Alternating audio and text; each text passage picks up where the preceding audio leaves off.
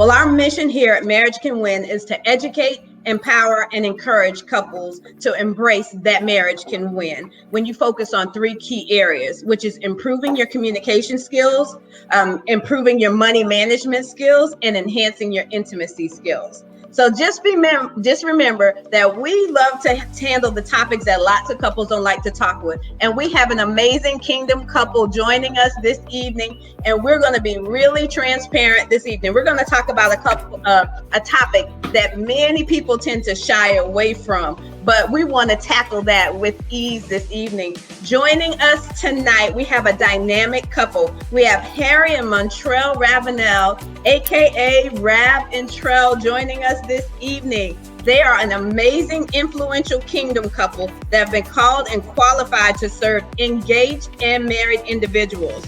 Trel is known as the master wife coach in helping wives to win in their marriage against all odds. She's a best-selling Amazon author and has written over a dozen books.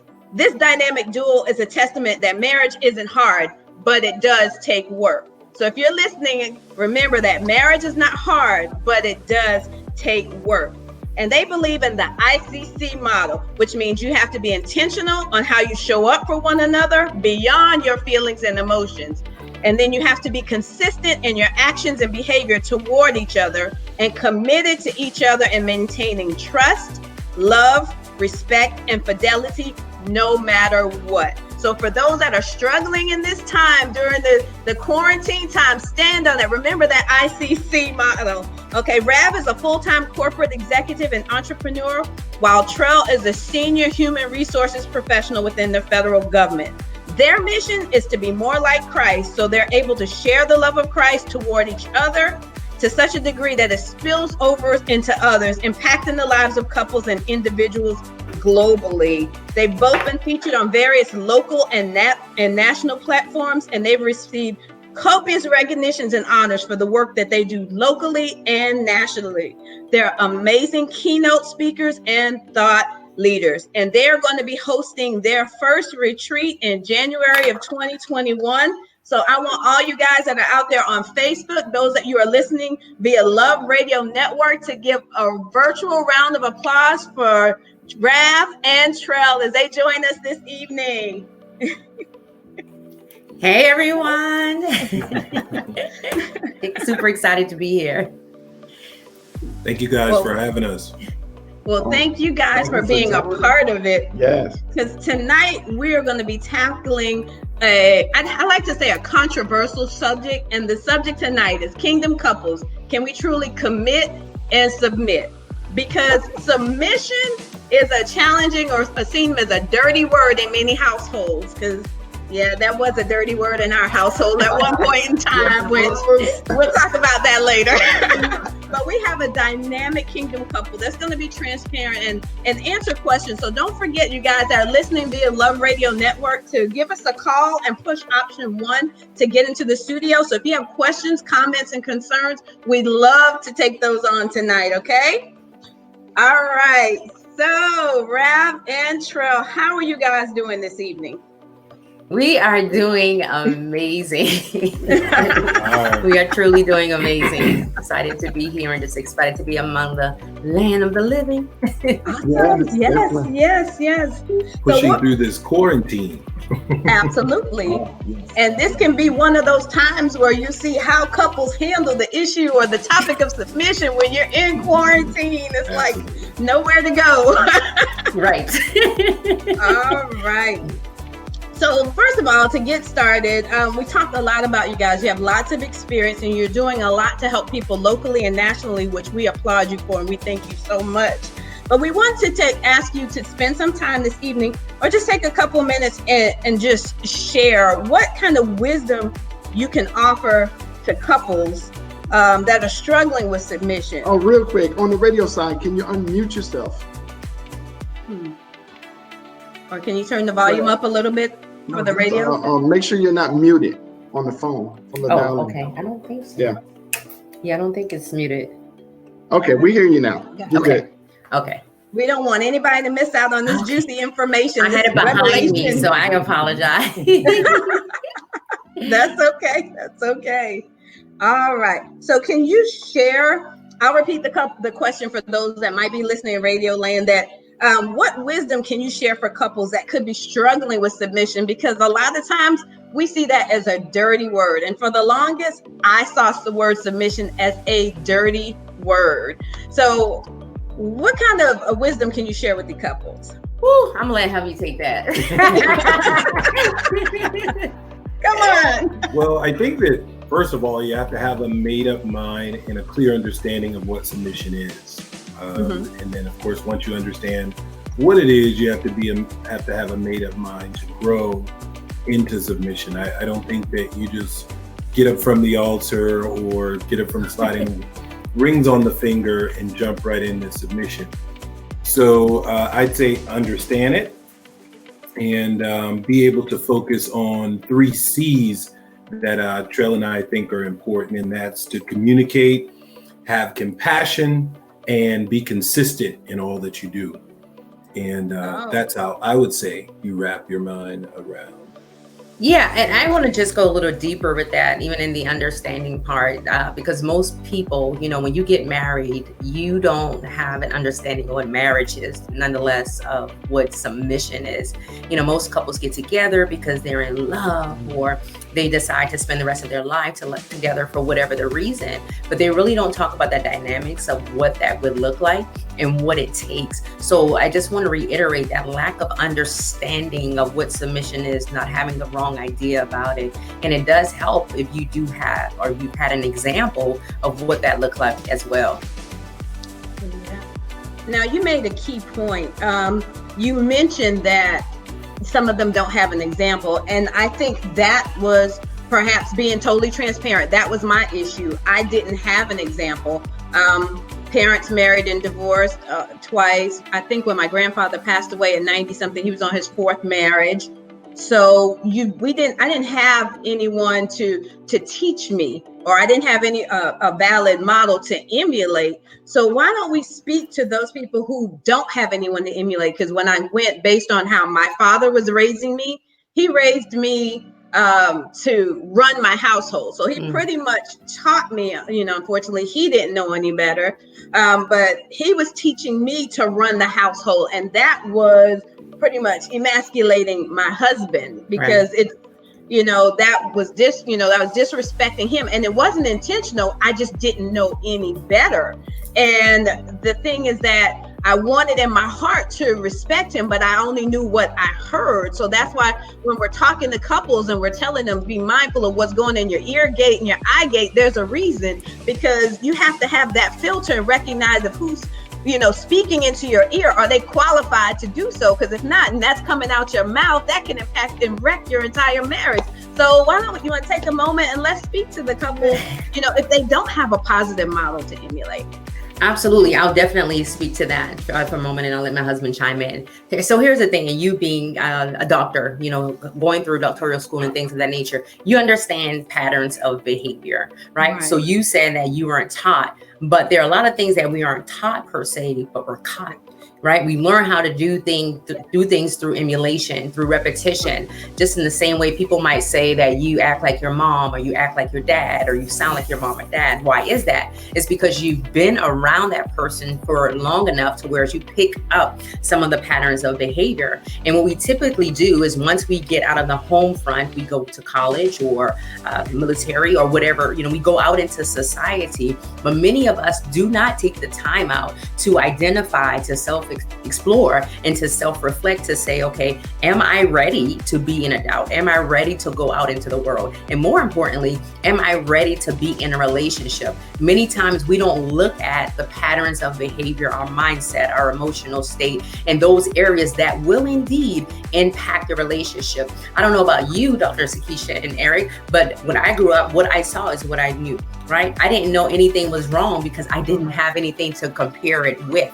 And that goes for most of us. We don't have anything to compare it with until we get out of the home environment and we see other relationships that look differently, that are doing things differently. And then we get a aha moment saying, okay, maybe my family was jacked up.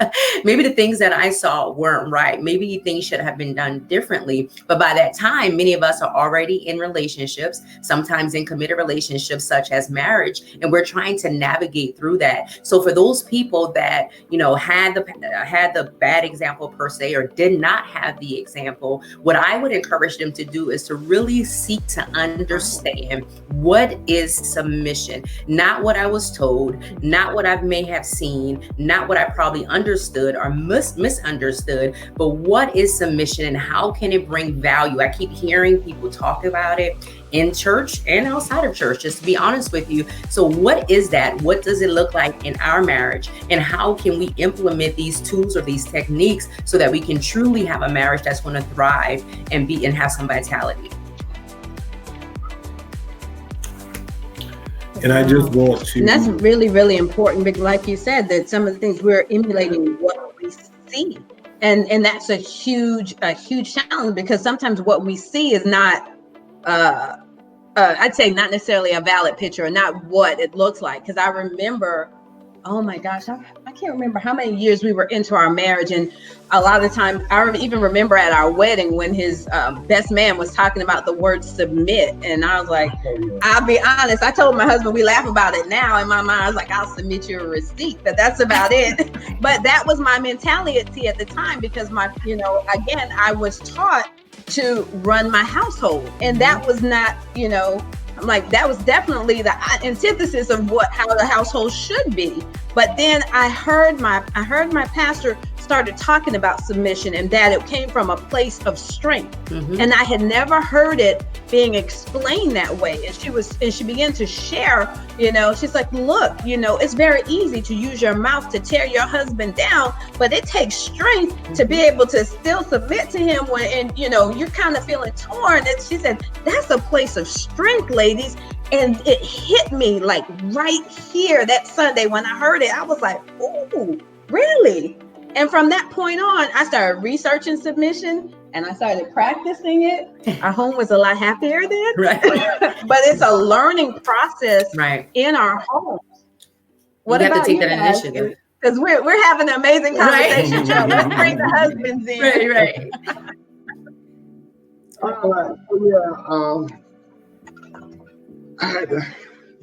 right. So we're just going to be live continually on Facebook and YouTube. The radio side has some technical difficulties, so we do apologize to all our radio listeners. Okay. But yes, when it comes to submission, I guess the technical term is the alpha woman. And it's really common coming from generational, because when our wives in this generation, we see the wives from the previous generation, and when wives took a greater role in the household, especially if that is the case where or if there's a single parent household, you only had one wife, the mother, and the father wasn't in the picture. The mother was really kind of the father figure and the mother figure, and so she was like running her household and nobody could tell her what to do. And then when it's time to get married, the daughter only saw the woman taking control and running the household, doing the finances, making all the decisions. And then when it's time for her to get married, it's like she's thinking, well, I'm going to continue to run the household. I'm going to continue to run the finances. I make my own money. Nobody can tell me what to do with it. It's always going to be that, what you've learned and what you grew up and what you knew, until there's some education about the different roles of a husband and a wife. There has to be one that's the head, which is the husband, and then the wife, which we call the neck that turns the head. That's of course, yeah. Okay. I definitely would agree with that. And I wanted to piggyback off what Dr. Sakisha mentioned. Strong men teach according to their strength. So fathers that are strong have up a guard for their daughters. They want to make sure that their daughters are equipped for the ins and outs of this world, the bad, the good, and everything. So fathers have a tendency of implementing some of that or depositing some of that strength into their daughters, because they want to make sure that, you know, they look out for the knuckleheads and they look out for what's to come. So understanding your background, understanding my sister as it relates to things my dad instilled into her, I totally get it. However, real dads often seem to teach survival, but they skip that spiritual step because they focus a lot on teaching the daughter or the female how to survive, how to not let a man run over you, how to understand, run your own affairs, know the do's and don'ts of survival. And then when it comes to the spiritual side, they're like, oh yeah, by the way, you're supposed to submit. Ye one another, but by the way, you're supposed to work along with your husband and follow what the word says as well. So I just wanted to piggyback, you know, as men, as we open up our mind and open up our thinking, we have to review all aspects of where this future partner is coming from and understand that the two of you have to flow into this union together, understand each other together, build upon understanding her position, but at the same time, implementing and making sure that you communicate your position. And together, the only thing that can yoke that into a bond is the spiritual side and what the Bible says.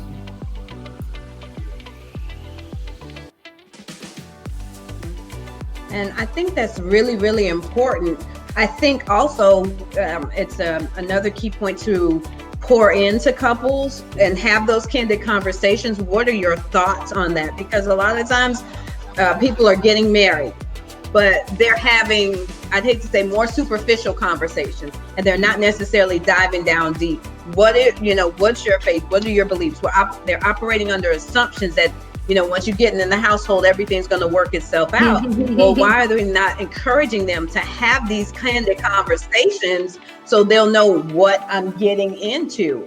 You know, we've spoken with couples where the husband is saying, hey, I don't want kids. And she's thinking, oh, once we get married, he'll change his mind. Well, no, you know, let's start having these conversations so we know where we stand, know if this is a deal breaker or not before you say I do.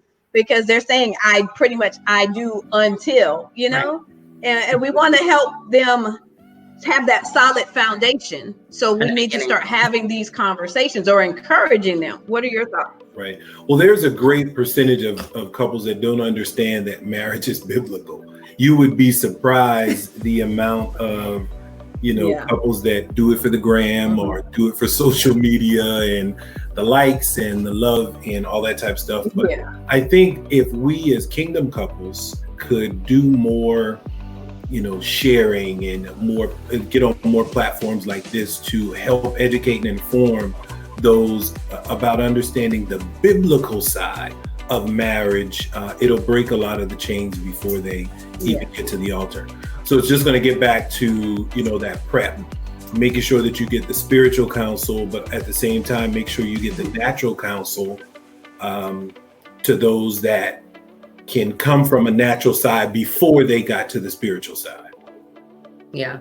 The education, inform, and inspire. I think those are three key areas. For us, because we were a kingdom couple, and because we were in the church, it was mandatory that we receive premarital counseling. But when you're talking to people that are in the world per se, or don't have that covenant relationship with their church or a pastor, they're not necessarily going to get that type of counseling. They feel like they know everything, right? Oh, we know we're set. We have money, we've already made these decisions. We've already bought a home together. It's fine. But it's something about when you step over that threshold of marriage and you enter a covenant, a contractual agreement with somebody else. It's different than just dating. It's different than just living together or buying a home together. So you have to work out all the details. We see a lot of the celebrity couples getting divorced because they have irreconcilable differences and things of that nature. You see that also in the church. So like you said, I do until then. So having those real, raw authentic and transparent conversations. I believe that's a key indicator as well. We, as the educators, have to be more transparent and saying, hey, I wish I had, or I wish I did. And if I did, things would be different. Not that we're trying to force our belief system on you, but we're merely giving you words of wisdom to help you understand, if you do this, this is the outcome that you're going to get. And you don't have to take the long, hard road.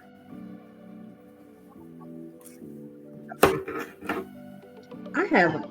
Well, I think whether you take a couple that's in the church or out of the church, if you take celebrities or non-celebrities, there are some commonalities in all those couples that are going to bring about issues. And of course, we always believe in that communication, finance, and intimacy, and the communication piece being primarily. You see a lot of it in the celebrities because they have some issues. Like, number one, they're probably competing against each other because they're both used to being in the limelight. They're both used to being famous and catered to. And now when they get together, you got two power individuals, and they come together learning how to become a power couple and share the limelight, share the responsibilities, and then break from an individuality to a couple, to oneness. And so they have to now talk about their finances. They got to talk about the household, the family. They got to communicate it.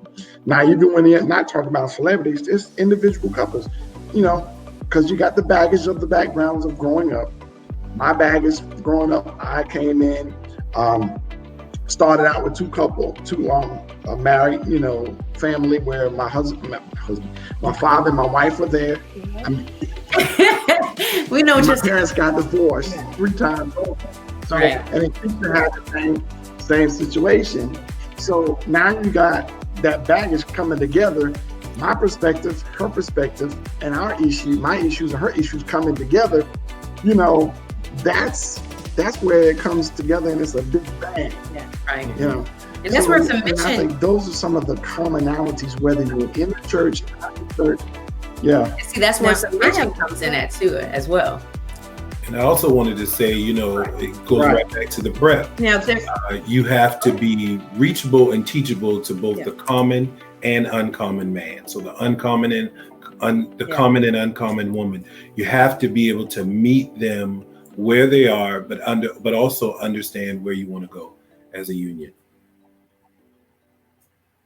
Yeah. But you know what I think is a big issue too, especially for the women, because the women have gone through some bad apples, and I call the men apples, and they've been mistreated, they've been hurt.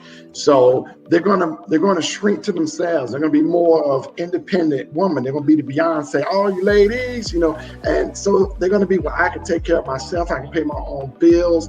I don't need to submit to a man. But then you know what I mean? That's one thing. I think that a lot of times that is I say as a form of self-preservation, because there's baggage, there's hurt from the past. There are things that we may do to build up that wall to prevent us from getting hurt again. So we start to take on those roles. Okay, I have to do this myself. So then when a man comes into the situation and he's able to do that, I'd say reluctant to relinquish that control. And I'm not saying that that's right, but I'm saying I think that could be some of the mindset of some women. So it takes having these conversations when we're having these conversations with women and explaining to them, I understand that you can do this for yourself, but do you necessarily have to? It's going to be important to deal with those issues, unpack those bags. So when you get together with a man, the man doesn't have a bunch of luggage he has to carry on, in the relationship. But see, that's where the hard work comes in at, Eric. That's where the hard work, we don't think marriage is hard, but the hard work is me looking at my baggage. The hard work is admitting I have daddy issues or I have mommy issues or whatever. That's the hard work. But what I can tell you is that strength unsubmitted is a disaster. So although she may be strong and she may be this power woman and all this other stuff, mover, shaker, leader, thought leader, speaker, and I see a lot of those women like that. A lot of my clients are that's who she is, right? But when you have strength, and it's unsubmitted, that's a disaster. So you can't then think you can go into a relationship, whether you're saved or not, and not have an ability to submit. Just like on our job, everyone has a boss, right? So you have to submit. You go in a courtroom, look, everybody, your God is your boss. Everybody has somebody they have to answer to, right? So even in the courtroom, you know, you have to submit under the authority. It doesn't matter what position you hold. You have to submit to some level of authority. And Takesha, you said something. Right. The mindset has to change. So if you don't change your mindset as to how you view a thing, you will always view it the same way. Absent of understanding, abuse is inevitable. So when you don't understand something, you will misuse it to the greatest power. That's good. Absolutely. Now, I was thinking back to something that you mentioned earlier. You were talking about social media and doing it for the gram. To what extent do you think social media has had impact and influence on like submission in marriages? Because you have, like we have these conversations a lot with our children. We have 2 teenagers in the house, a teenage daughter, teenage son, and we're constantly talking to them about dating and relationships. And there are often, I say, driven, or they're impacted by what they see, and then we have to sit down, have a conversation with them, and explain to them, okay, this is what this person is doing, but that doesn't mean that that's correct. And then we break it down for them. So, what degree do you think that social media is impacting and influencing our wives so that they won't want to submit to their husband, or they're not as receptive to it, if that makes sense? I think it's doing that heavily. I actually spoke about this. I preached a message about social media and dopamine and how social media works in the minds of all of our generations, whether it's Gen Y, Gen Zs, millennials, and the impact that we take in just off visuals, you know, trying to match ourselves to someone else or trying to live our lives through these visual and photogenic idols that are people that we make idols. You know, it really confuses America because, you know, they say a picture is worth 1,000 words. It really is, because it's worth 1,000 likes. It's worth what you see in that moment, but you know, when it's over, there's a whole lot of issues behind that photo. So, you know, I would say, you know, don't go off what you see. You know, you've really gotta get into it a little bit more, and I think that's all I'm gonna say on that. Without No, that's true. You know, and I think that goes back to your identity as a person. When you know who you are, and you understand that you're living not to be validated, accepted, or praised by other people, what you see will not have that much of an effect on you. You know, you have some people that deal with people pleasing. They are people pleaser, right? So they do things to be seen and loved and accepted. You have those people that have struggled with things like rejection and abandonment and betrayal, just all these different things that people deal with. So that goes back to that self-exploration piece that I talked about. You know, you just really figuring out what's going on with me, what's my crap, right? Show me my ugly, and being real and raw with yourself to identify with who you are and who you are becoming. So that way, when you log onto social media and you see a couple or family or whatever you see, it does not faze you because you're content within self. So that's what I would say to that person. And they struggle with constantly trying to keep up with whomever, and you know, they're idolizing different people and different things, is to really go inward. So here's the thing. You have to go inward to heal outward. A lot of times we're trying to deal with the outside and external part of who we are. Oh, let me get a nice house. Let me get a nice car. Let me get a nice boo, right? But we have to tangled in the trend. Don't get tangled in the trend. You have to go inward to experience that outward manifestation. That's good. That's hashtag. So that way, I would tell everyone to write that down. Don't go in. You have to go inward to heal outward. That's definitely a key strategy. I want to make sure everyone makes note of that. And you also said something else like live not to be validated, accepted, or praised. And I think that's something that we can't stress enough to couples, because you have so many people. I guess in my day they called it keeping up with the Joneses. You're orchestrating your life based on what you see in someone else's life, but you never know what's happened behind the scenes, what the prayers, the tears, the sowing, the sacrifices that they went through to get to where they are. And you can't necessarily pattern your life, because your walk is your walk and their walk is their walk. So a lot of times we miss what God has for us because we're so focused on what's going on in the lane next to us. If you keep focused on what God has for you, you're going to be a lot happier, because if you're, God is telling you go this way, but you're, turning left, turning right, you're only delaying, what he's calling you to do because you're following someone else. So we're trying to make sure that we make that a staple, or encourage our couples. Hey, look, stay focused in your own lane. Don't worry about where they're living, what they're driving, where they're speaking. Focus on what God has called you to do, because I'll make an awesome Sakisha if I make a horrible Trel, because I'm not called to be Trel. And that's what happens with our relationships. Right. If you're so busy trying to be somebody else. Now, there's also but there's also some advantage to wanting. Well, I'll put it this way. There's a positive relationship or positive marriage, so that others can see what a successful marriage and relationship looks like. Now, you don't necessarily want to be like trying to drive the same cars. That's when it goes over and beyond, where it's not a healthy, something to admire. So you can admire a family when you see a family's always happy, they're holding hands, they have children, they're raising the children seem to be happy, and especially with women, they look and they see another marriage, and they look at the woman, and when you see the woman happy, dressed nicely, looking good, they say, ooh, that man taking care of his wife, it shows.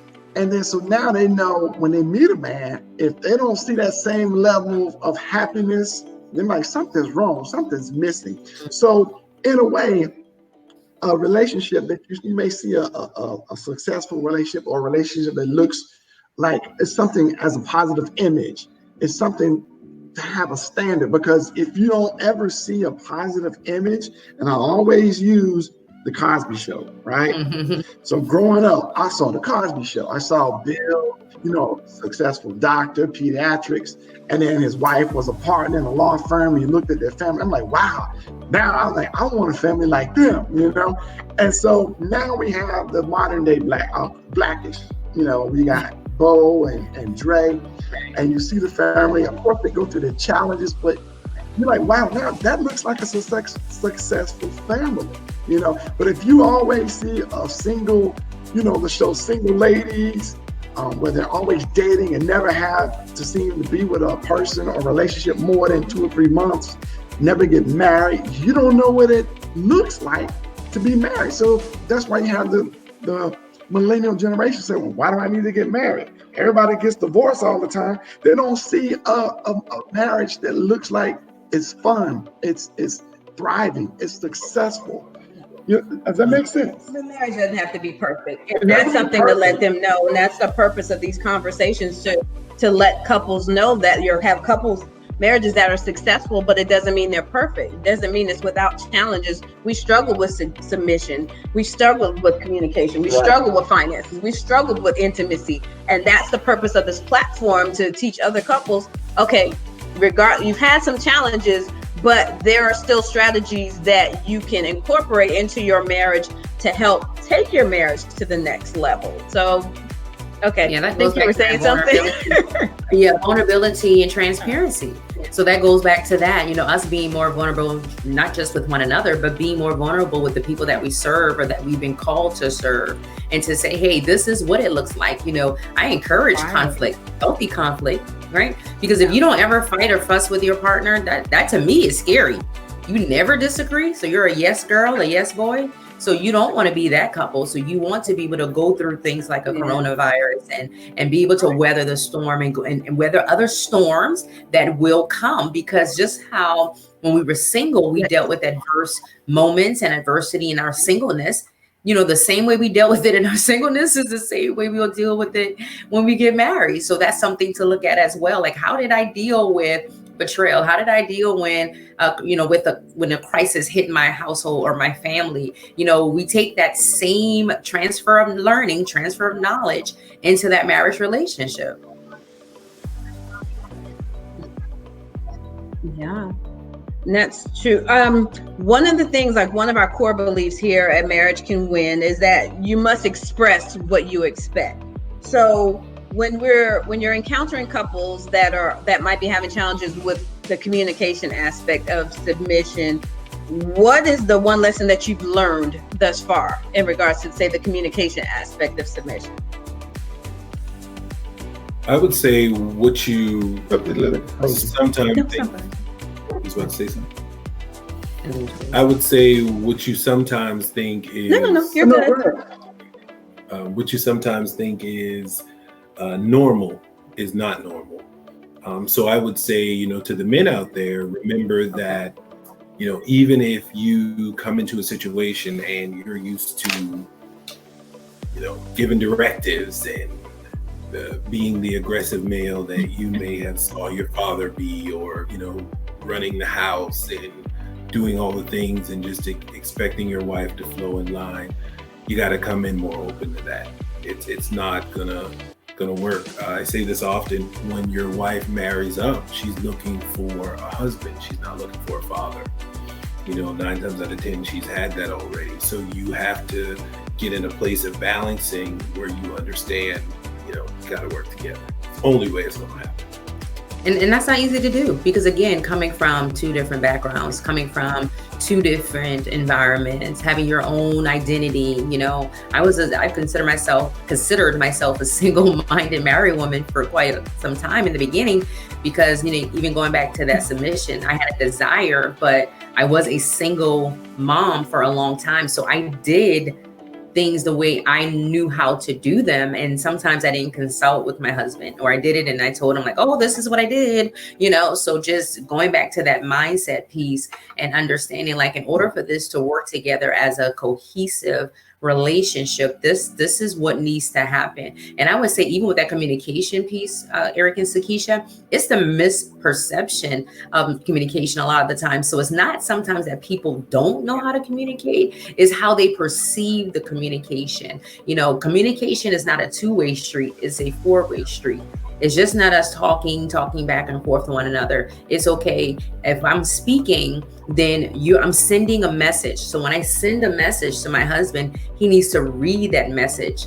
Then he needs to acknowledge that he's read that message, and then he needs to send a message back to me. But in most relationships, we're just talking, and the person is listening with the intent to respond and not the intent to understand the information. Yeah, that's what we call the jump rope mentality. It's like they're just sitting there waiting for a chance to jump in, and they're not really paying attention to what's going on.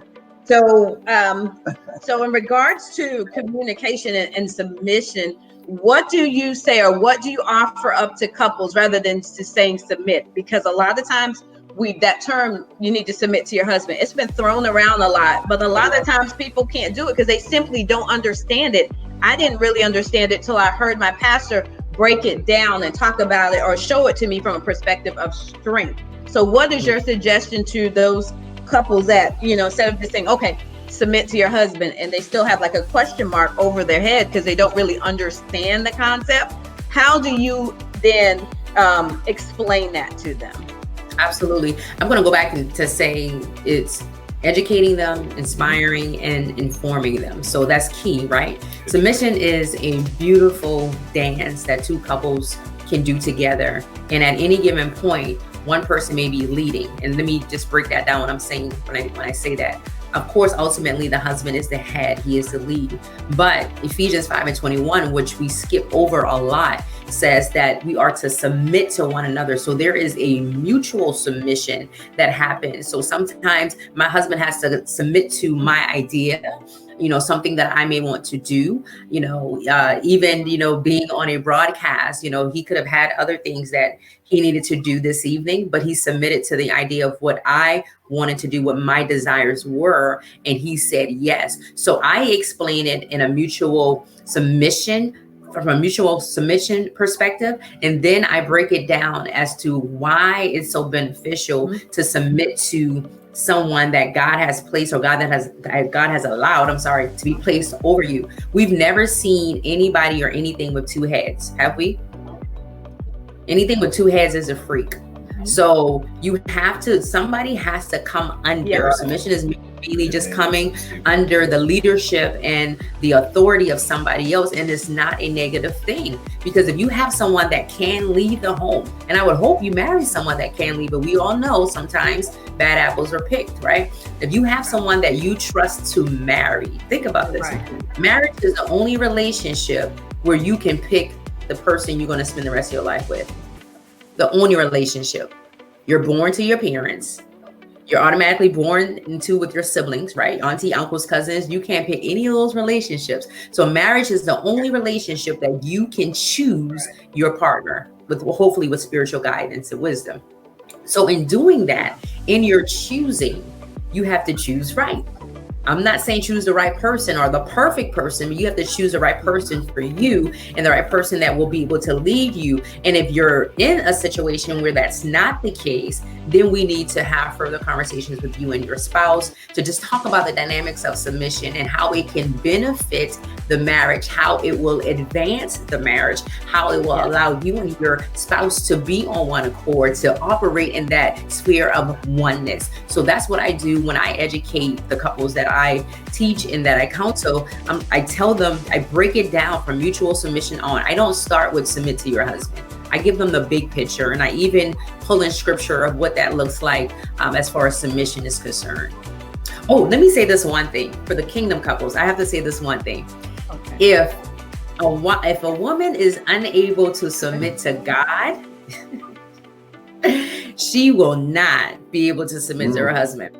If she has issues with submitting to her creator, her daddy, her father, Abba, she is going to have a hard time, if not impossible time, submitting to her husband. That's good. Absolutely. So what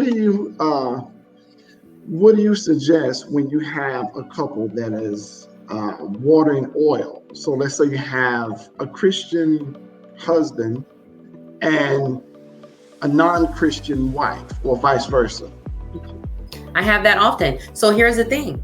Marriage is a God idea. So even if I have couples that are on two different wavelengths as it relates to their religious beliefs or spirituality or whatever they may classify with that, my leading is marriage is a God idea. So before they would even speak to me or listen to me, that's my foundation.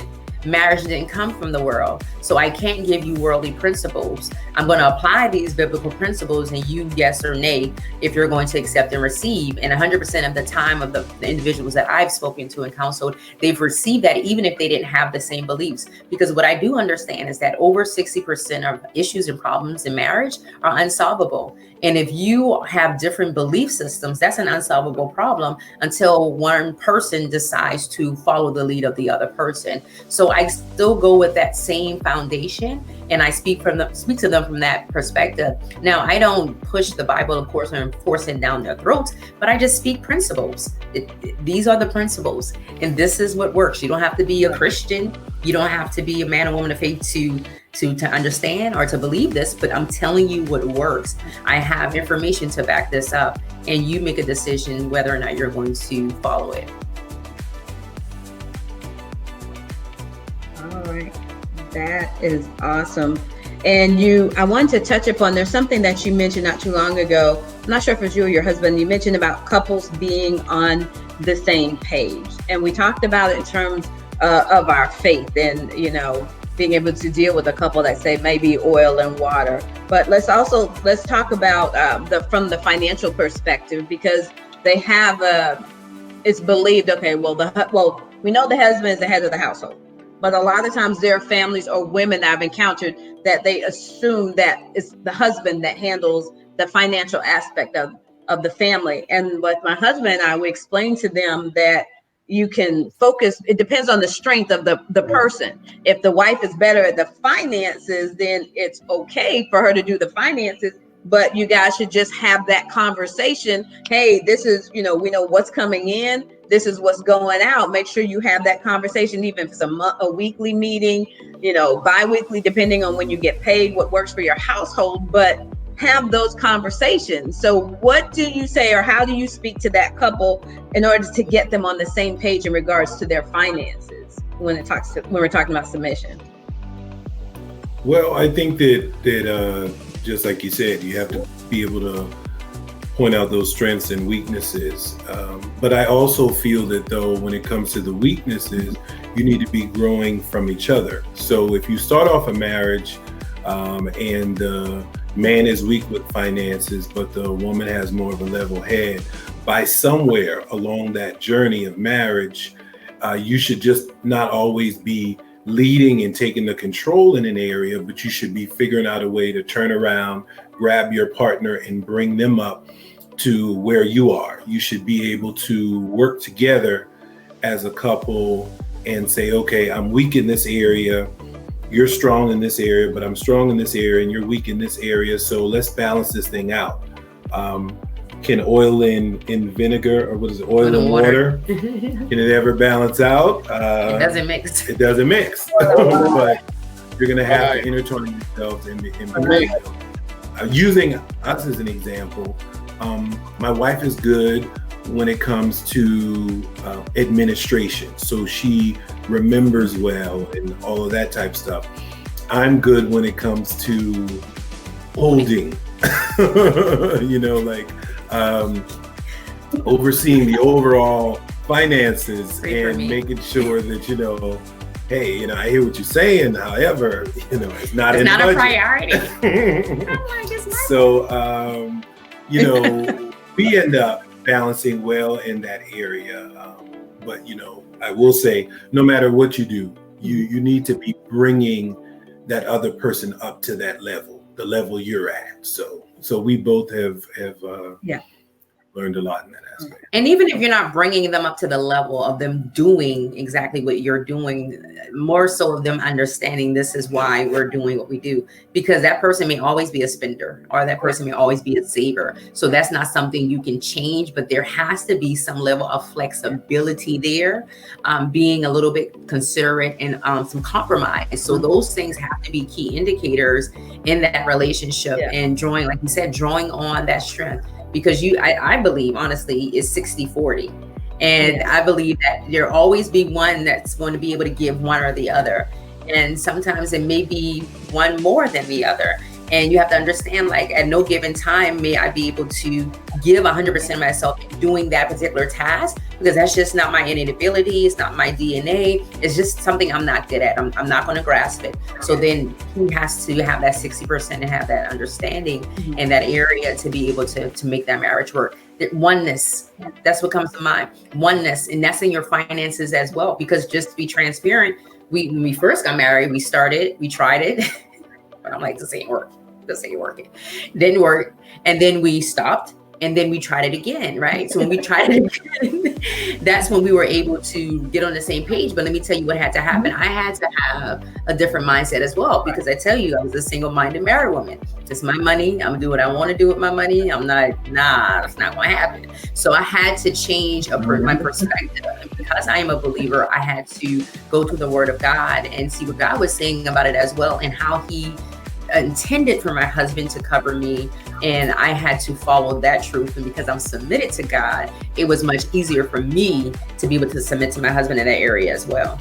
But I do want to say, I think it is important when you talk about growth, and it is very important that you bring that partner up. You in order for you to be growing together, in order for you to submit ye to one another, in order for you to grow in your marriage, you need to be balancing off. And balancing off doesn't necessarily have to be 60-40 or 50-50, but something that spouse should be depositing in you that you should see as a growth factor that takes you to the next level. That's how you win. Let's define win, what winning is. Yeah, I agree. Yeah. Yeah. Well, I think we have to look at the situation as not individuals, but a team. We have to go from I to we, I to us, me to us, I to we, however you want to look at it. Yeah. And instead of looking at it individually and tearing each other down, we have to build each other up. We have to look after each other. We have to be selfless and selfish. So if I spend all my time looking after her back, making sure she's happy, making sure that things are being taken care of for her, and she does the same for me, either one of us is going to feel like we're being left out. Does that make sense? Yeah, that's the mission, serving one another. So when we look to outserve one another, that's when we're winning. If I always have his best interest at heart, and he always have my best interest at heart, we're always serving. So it's like a recycling, right? We're always giving, we're always giving, we're always giving. We're giving and receiving simultaneously. That's how you nurture a marriage. That's how you grow a marriage. That's how you mature a marriage. It's a constant giving and receiving, a constant giving and receiving. So it's like I'm looking at like an ecosystem, you know about that. Like that ecosystem, it just continues to go and go and go. Yeah. Well, actually, that was a phenomenal point, because that was a question I was going to ask you. I was thinking in terms of, with marriage can win, and what thoughts come to your mind when you think of a marriage winning, and you hit the nail right on the head. Can you reiterate that point again about constantly outserving one another? Absolutely. So it's like a servanthood that I'm constantly thinking, I'm constantly doing, and vulnerable enough to do. So when I'm constantly giving to my husband, and I'm constantly thinking about what does he need? How can I serve him? How can I be there for him? How can I support him? And he has that same mindset. So I will never be depleted. He will never be depleted. And that's a fear that couples have, because one person may think, I'm always giving, and he's not receiving. Well, okay, is he? Or is he not giving the way that you desire or you need for him to give? So then we need to have a conversation, because what support may look like to you may not look like to him. And that's why you have to understand, you guys had this on one of the questions, the love language of the other person, because I may try to love you based on how I want to be loved. My number one love language is acts of service. So I may try to love him the way I want to be loved, and that's the incorrect way. That's the incorrect language. And that's where a lot of couples go wrong at as well. But we're constantly giving and receiving, constantly giving and receiving. It's like a cycle that never ends. We will always be replenished. We will always be restored. We will always be refueled, right? Our marriage will always be filled. Not that everything is perfect, but it will always be filled, because we're putting more in than we're getting out from each other's perspective, more deposits than we're withdrawing. We're giving more than we're taking away from the other person. Wow. Well, running around that bend to about 5 minutes left on the show, we'd also like to open it up and give you a chance to really talk about maybe some of your upcoming events, how people can get in touch with you, and if you have any products or any services that you like to offer, we'd like to turn it over and give you that chance. Absolutely. Thank you guys so much. I appreciate it. So definitely, hey guys out there, you can reach me on all social media platforms at Trel Ravenel. That's Treal Ravenel, Ravenel. And you can catch my husband at HJ Ravenel, or Rav, Rav Ravenel. And we actually have our retreats, our first marriage retreat coming up January 2021. And to learn more information about that, you can go to wiveswhowin.com. Again, that's wiveswhowin.com. And I also have this amazing Wives Who Win 101 e-course that's available as well. And if you're interested in that, you can go to that website and find out more information.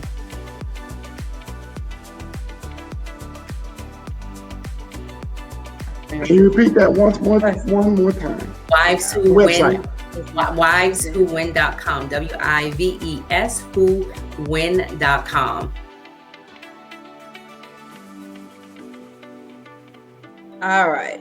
Wiveswhowin.com. Yeah. Okay. All right. So for those of you that are watching, it's going across the screen. That's another way to make sure you stay connected with them.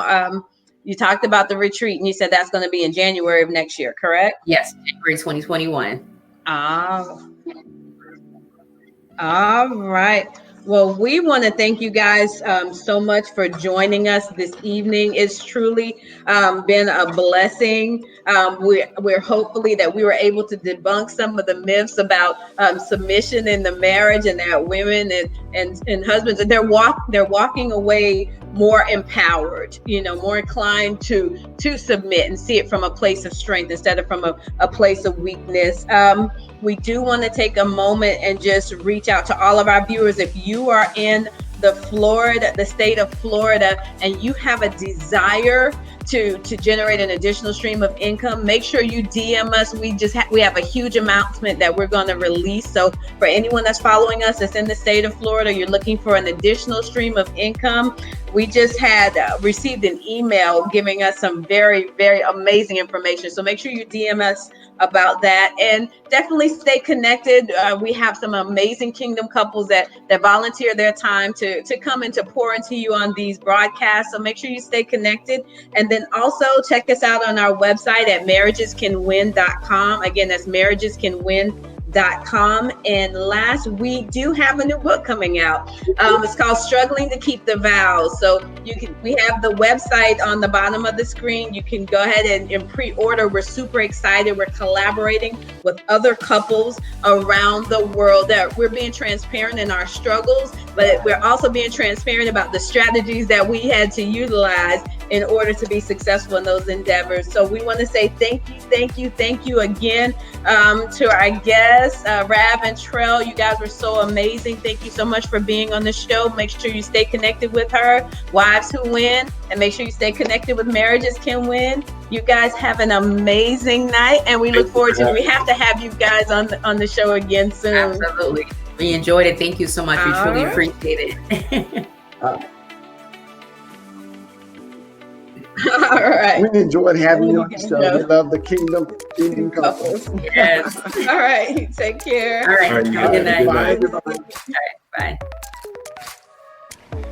We want to thank you for joining us today on our broadcast. Let's keep the conversation going. You can connect with us via Facebook, Instagram, Twitter, or subscribe to our YouTube channel under Marriage Can Win. Also, you can join us 24/7 on our Marriage Can Win podcast at www.themarriagecanwinshow.com, and also connect to us at marriagescanwin.com. Remember, you can be the change you want to see in your relationship. Until next time, see you soon.